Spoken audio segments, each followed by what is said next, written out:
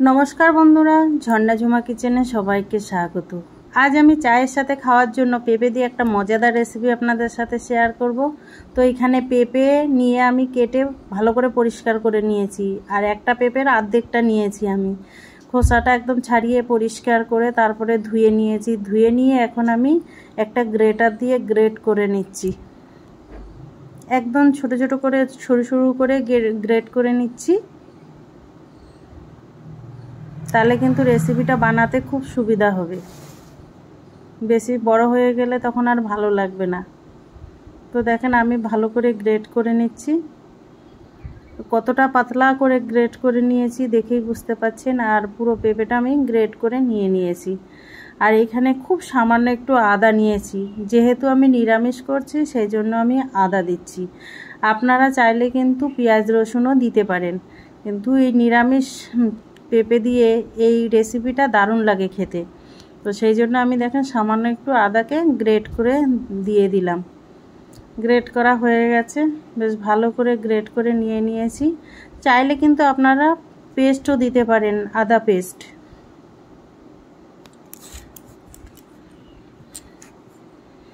এখন আমি দিয়ে দিচ্ছি খুব সামান্য একটু ধনেপাতা।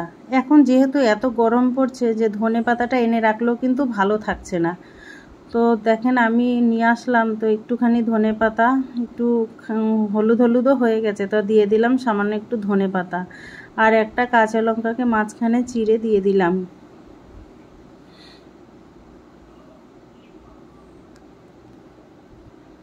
এখানে দেখেন নিয়ে নিলাম আমি কারি পাতা। কারি পাতাটা এভাবে কুচিয়ে দিচ্ছি। আর কুচিয়ে দিলে কারি পাতাটা মানে খেতে খুব ভালো লাগে, পুরো বড়ার সাথে মিশে যাবে, তো খেতে খুব ভালো লাগে। চাইলে কিন্তু আপনারা গোটাও দিতে পারেন। টেস্ট হিসাবে নুন দিয়ে দিলাম, হলুদ গুঁড়ো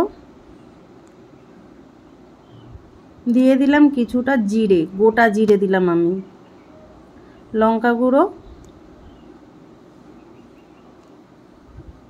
আর খুব সামান্য একটুখানি চিনি দিলাম। চাইলে আপনারা কিন্তু চিনিটা স্কিপ করতে পারেন, দিলে কিন্তু টেস্টটা ভালো আসে। আর দিয়ে দিলাম আমি চালের গুঁড়ো,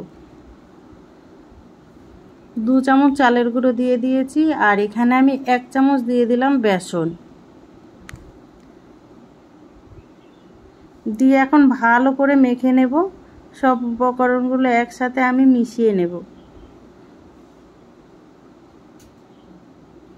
আর এর মধ্যে কিন্তু একদম জল দেওয়ার দরকার নেই। যেটা পেঁপের গায়ে একটু সামান্য জল আছে তাতেই কিন্তু এটা মাখা হয়ে যাবে। দেখেন খুব ভালো করে আমি মেখে নিয়েছি। আমি যেইভাবে বানালাম আপনারা কিন্তু এইভাবে একবার ট্রাই করে দেখতে পারেন। তো দেখেন আমার খুব ভালো করে মাখা হয়ে গেছে। আর ঠিক এইরকম করে আমি ভেজে নেব। এখন আমি দেখেন গ্যাসে কড়াই চাপিয়ে দিয়েছি আর কড়াই ভালোভাবে গরম হয়ে গেছে। তার মধ্যে আমি দিয়ে দিলাম কিছুটা সর্ষের তেল। যেহেতু আমি বড়াগুলো সর্ষের তেলে বানাবো সেজন্য সর্ষের তেলই দিলাম। আপনারা চাইলে কিন্তু রিফাইন্ড তেলটাও দিতে পারেন। আর এই বড়া সর্ষের তেলে ভাজলে কিন্তু বেশি টেস্ট আসে। তো আমি ছোট ছোট করে বড়ার আকারে বানিয়ে তেলের মধ্যে দিয়ে দিলাম। একবারে বেশি তেল দিলাম না, আমি কম তেলেই ভাজছি। যেহেতু বড়া সেই জন্য কম তেলে ভাজলেই কিন্তু বড়াগুলো বেশি টেস্ট লাগে। তো দেখেন উল্টে পাল্টে দিলাম। আর এক সাইডটা কিন্তু বেশ সুন্দর গোল্ডেন কালার করে ভাজা হয়ে গেছে। উল্টে পাল্টে ভালো করে দেখেন মুচমুচে লাল লাল করে আমি ভেজে নিয়েছি। এই বড়াগুলো ভালো করে ভাজা হয়ে গেছে। এখন আমি তুলে নেব, তেল সেকে তুলে নিচ্ছি। দেখেন তুলে আমি এখন প্লেটে নিয়ে নিলাম। তো আমার এই বড়া রেসিপিটা যদি আপনাদের ভালো লাগে তাহলে আমার চ্যানেলটাকে সাবস্ক্রাইব করবেন, লাইক করবেন, কমেন্ট করবেন আর অবশ্যই শেয়ার করবেন। আর আমি যেইভাবে বানিয়েছি এইভাবেই বানিয়ে খেয়ে কমেন্ট করবেন।